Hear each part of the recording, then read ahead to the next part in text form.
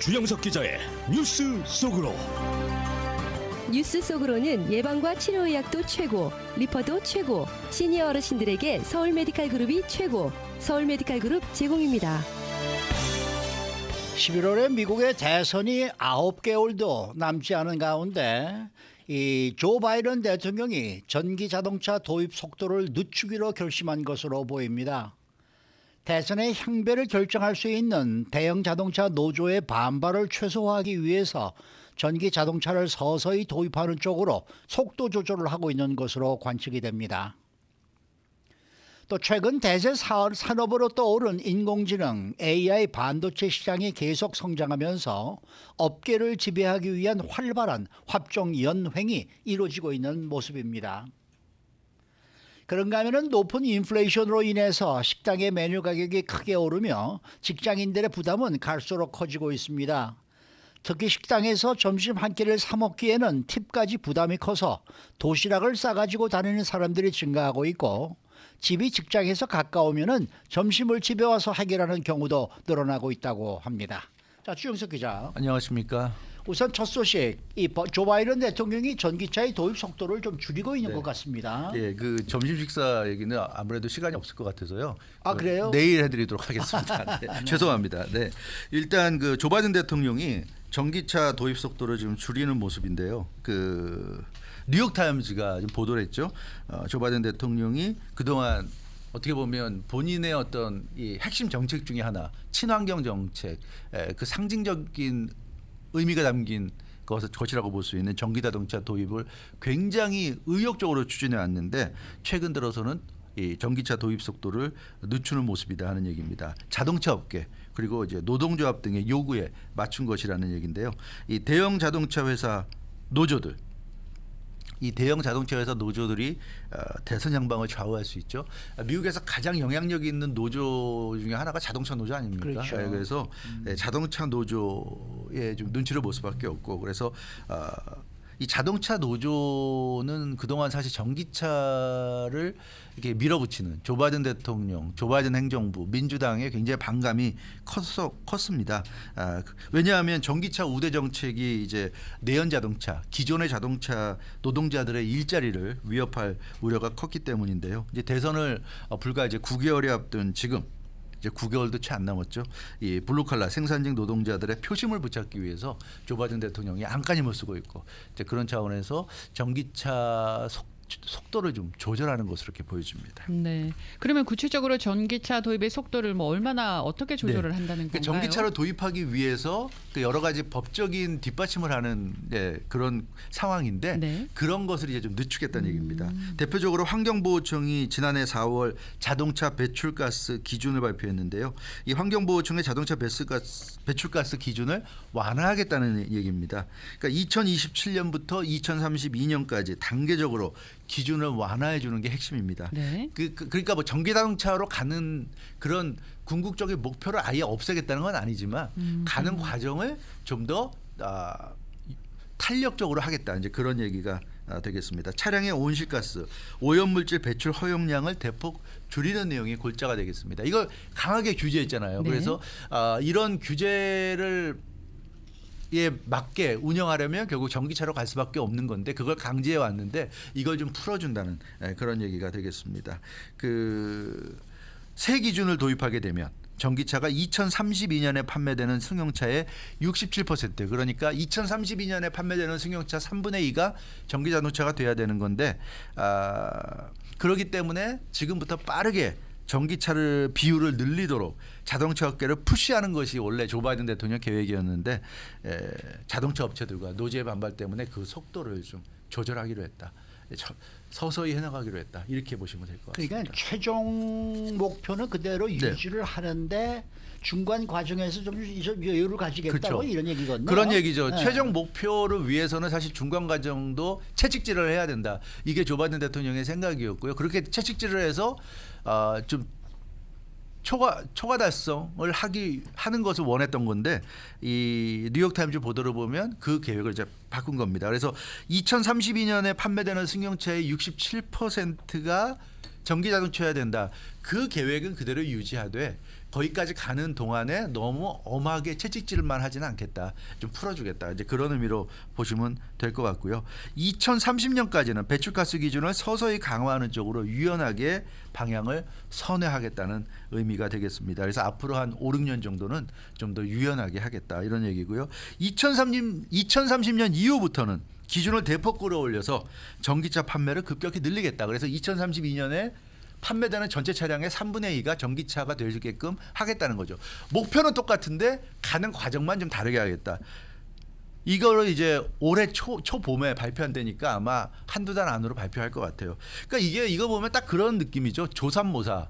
그 사람이 원숭이한테 아침에 3개 주고 오후에 4개 준다니까 원숭이가 화를 냈죠. 근데 그래 그럼 아침에 4개 주고 저녁에 3개 줄 거니까 원숭이가 좋아했다고 그러죠. 이게 조삼모사 고사인데 약간 그런 느낌도 있어요. 그러니까 전체적인 틀은 안 바뀌는데 너네가 싫어하니까 그래 좀 바꿔줄게 하는 이런 느낌. 아무래도 이제 선거가 이제 네. 코앞에 다가와 있으니까 네. 강성 노조인 자동차 노조를 좀 의식해서 네. 정책을 살짝 이제 그렇죠. 틀어버린 게 아닐까 싶네요. 맞아요. 그 11월 대선 앞두고 이 민주당이 어떻게 보면 전통적 지지 기반이라고 할 수 있는 자동차 노조의 지지를 얻지 못하고는 지금 조 바이든 대통령이 트럼프 전 대통령을 이길 수가 없어요. 그래서 뭐 어쩔 수 없는 선택인 것 같습니다. 전미 자동차 노조, 거대 강성 노조죠. 미국에서도 손꼽히는 아마도 가장 강경한 노조가 아닐까 싶은데 지난해 새 배출가스 기준이 공개되자 크게 반발했고요. 일자리 우려가 해결되기 전에는 대선에서 조 바이든을 지지하지 않겠다 이렇게까지 공언을 했어요. 포드, 뭐 GM 같은 빅3 자동차 제조사 조합원 14만 6천여 명이 노조원입니다. 근데 이 노조원들의 가족이 있을 거 아닙니까? 네. 예, 가족까지 생각하면 이 숫자가 다가 아니죠. 이 사람들이 또 영향을 미치는 사람들도 있을 거고 또 직접적으로 빅3 자동차 조합원은 아니지만 여기와 또 연계된 관련된 업계가 있을 거 아닙니까? 그렇죠. 예, 거기도 다 이쪽 편이라고 봐야 되죠. 그러니까 이 어마어마한 숫자예요. 이 사람들이 돌아서면 민주당이나 조 바이든 대통령 입장에서는 승리를 기대할 수 없는 그런 상황. 특히 미시건주, 위스콘신 가장 대표적인 스윙 스테이트, 대선의 향배를 결정짓는 스윙 스테이트의 자동차 회사도 많잖아요. 그러니까 이 사람들의 기분을 맞춰주지 않고는 우리가 이길 수가 없다. 그래서 그 조 바이든 대통령은 재집권 플랜의 핵심이 바로 자동차 노조의 지지를 얻는 것. 그것이 이제 전기 자동차 도입의 속도 조절 이걸로 좀 나타나는 것 같습니다. 뭐 어쨌든 조 바이든 대통령의 이런 노력이 어느 정도 효과를 보고 있는 거예요. 효과를 보고 있어요. 조 바이든 대통령이 지금 전기 자동차 도입도 속도 조절하겠다고 그랬고요. 이달 초에 미시간주를 방문해서 자동차 회사를 찾고 그러면서 적극적인 스킨십도 보여줬어요. 그러자 션 페인 전미 자동차 노조 위원장이 최근에 조 바이든 지지를 또 선언했습니다. 그래요? 작년에는 조 바이든 지지하지 않겠다고 그러더니 네. 결국 올해 들어서 전기 자동차 도입 속도 조절하고 또 미시간까지 가가지고 스킨십하고 하니까 션 페인 위원장이 조 바이든 대통령 지지 선언했고요. 도널드 트럼프 전 대통령도 조 바이든 대통령의 전기차 정책을 폐기한다는 공약을 내걸고 전미 자동차 노조에 구애했는데 결국 전미 자동차 노조는 공식적으로 조 바이든 대통령을 선택했어요. 이걸 보면 노조원들도 아는 거죠. 전기 자동차 시대가 오는 거는 거스를 수 없다. 대세다 인정하는 거고 다만 좀 스무스하게 그리고 기존의 자동차 회사에서 일하는 사람들이 피해보지 않도록 대책을 강구해 주면서 전기자동차 시대로 가는 게 맞다 이런 생각을 하는 것 같아요. 트럼프 전 대통령처럼 전기자동차를 아예 없애겠다 이런 식의 얘기는 좀 이거는 아니다 아마 생각을 하는 것 같습니다. 네. 자, 다음 소식입니다. 요즘 최고 대세는 누가 뭐라고 해도 네. AI 그렇죠. 업계잖아요. 네. 근데 최근에 AI 업계가 굉장히 혼란스러워 한다는데 그렇죠. 이건 또 무슨 얘기입니까? 그러니까 AI가 이제 인공지능 아닙니까? 예. 그러니까 모든 분야에서 지금 이 인공지능 AI가 대세로 떠오르면서 다 AI를 활용하고 네. 있는데 AI가 이렇게 대단한 활약을 할 수 있는 건 결국 그 안에 있는 칩, 반도체 그렇죠. 때문입니다. 네. 예. 그 칩이 크게 주목받고 있고요. 그래서 AI 반도체를 생산해내는 것 이게 지금 핵심이 되고 있는 겁니다. 그러다 근데 이제 AI 반도체를 지금 생산해내는 곳이 바로 엔비디아잖아요. 네. 엔비디아가 거의 뭐 독과점식으로 대부분을 다 생산해내고 있어서 모두가 지금 엔비디아만 바라보고 있고 그러니까 엔비디아가 지금 뭐 시총 1위까지 바라볼 정도로 지금 급성장을 하고 있고 하루하루 매일같이 지금 폭등하고 있는 양상이에요. 그래서 이 엔비디아가 독주하는 이런 상황에 뭔가 좀 달라져야 되겠다 하는 것이 AI를 운영하는 또 관심 있어하는 회사들의 생각이고요. 그러다 보니까 합종 연행이 치열하게 전개되고 있습니다. 지금 가장 먼저 움직이고 있는 건 뭐 아무래도 선두주자인 오픈 AI 아닌가요? 그렇습니다. 오픈 AI가 생성형 AI 챗 GPT를 개발하는 사람 아주 유명하죠. 그래서 AI 하면 바로 떠오르는 게 오픈 AI고요. 이 오픈 AI야말로 AI를 상징하는 회사라고 할 수 있는데 이 오픈 AI의 창업자이자 CEO인 샘 올트먼이 자체 AI 반도체 생산을 위해 나서고 있습니다. 말씀드린 대로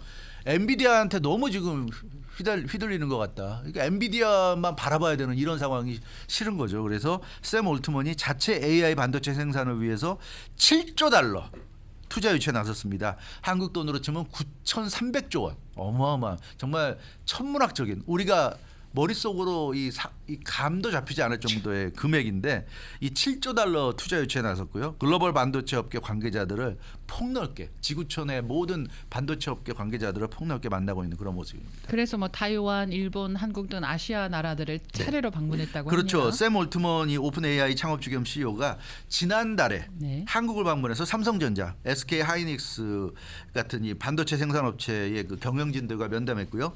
세계 1위 파운드리 회사죠. 대만의 TSMC의 그 반도체 생산 운영을 맡긴다는 구상도 지금 하고 있습니다. 그래서 대만에서 TSMC와 여러 차례 접촉한 것으로 알려졌고 또 영국의 반도체 설계업체 아암을 보유한 손정의 이 한인이죠. 손정의 일본 소프트뱅크 회장도 만났습니다.